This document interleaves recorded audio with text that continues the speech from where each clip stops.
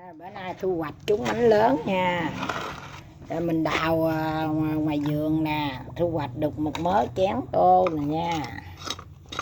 Anh chị em có ai biết chén tô này không? Đây. À.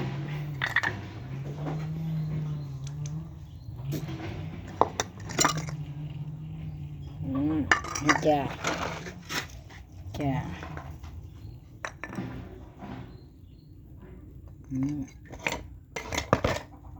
Chén có chữ Tàu luôn nha. Không biết thời này thời nào nữa nè. Đây, nhiều chén nhiều tô lắm nha. Hãy ha.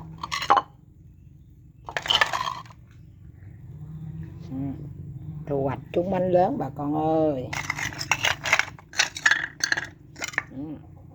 Cái tô vậy sao đựng đồ ăn được đây trời.